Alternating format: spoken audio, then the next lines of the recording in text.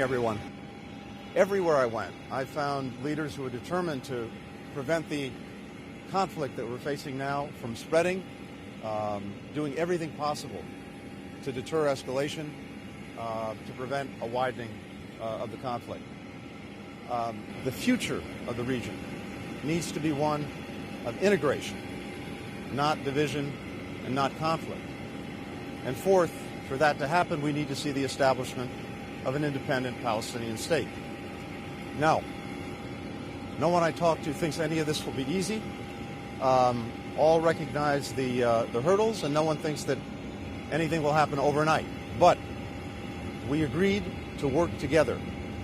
I also found across the board that the countries we visited, the leaders we spent time with, are prepared to make the necessary commitments, to make the hard decisions, to advance all of these objectives, to advance this vision for the region. We're heading now to Israel, where I'll have an opportunity to share with Israeli leaders everything I've heard thus far on this trip, and also to talk to them about the future direction of their military campaign in Gaza. I will press on the absolute imperative to do more to protect civilians and to do more to make sure that humanitarian assistance is getting into the hands of those who need it. We'll also, of course, focus on our relentless efforts to bring back the hostages, Americans, Israelis, and others. And we'll talk about how we see the future for the region and for Israel. And I'm convinced that there is a future path that can actually bring lasting peace and security for Israel, that can ensure that October 7th never happens again, and that can bring the region together, that can meet the aspirations of the Palestinian people, and do it in a way that makes this a region focused on the future, not on the challenges of the past. Well, first, Ian, with regard to Lebanon, it's clearly not in the interest of anyone, Israel, Lebanon, Hezbollah, for that matter, to see this escalate and to see an actual conflict.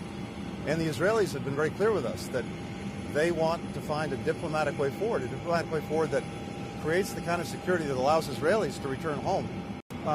The international community as a whole faces a challenge.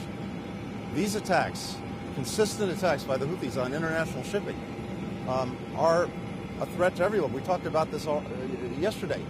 You've got about 15% of the world's commerce every day going through that strait, going through the Red Sea. And these attacks are having a real effect on the prices that people have to pay for food, for medicine, for energy. Ships have to get diverted to other places, insurance rates go up, and the basic principle of freedom of navigation is what's at stake. So the international community has a real stake in upholding that principle. As I said, we've had 40 countries come together to make clear that what the Houthis are doing has to stop.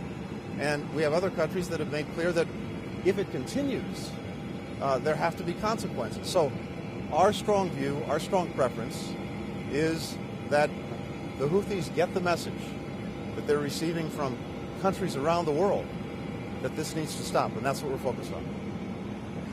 So, second part of the question first. What I found on virtually every stop was a willingness of all of the countries involved to do important things to help Gaza stabilize and revitalize. And I heard that in every place. And one of the things that we're going to be working on together is just what that would require and just what countries specifically are prepared to do. The interest is there, it's real, and it could be transformative. Thank you. Thanks, everyone.